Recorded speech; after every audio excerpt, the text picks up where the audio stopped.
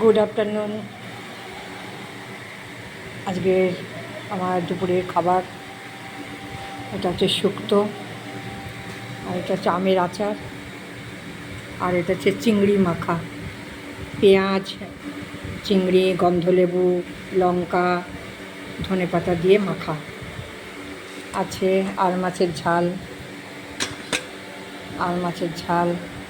আছে আলু পটলের, চিংড়ি মাছ দিয়ে তরকারি, আর কিছু নেই। এই কটাই। আমি এখন খেতে বসছি, বাজে 3:30। অনেক দিন পর আমি এই খাবারের ছবি পোস্ট করছি। ভালো লাগলে লাইক দিও। আর তোমরা এরকম এই শুক্তোটা খুব ভালো লাগে। এটা দুধ দিয়ে শুক্তো করা, বড়ি ছিল না, তাই বড়ি দিয়ে নিই, ডাটা দিয়ে করেছি। ঠিক আছে, বাই বন্ধুরা, খেতে বসছি এখন।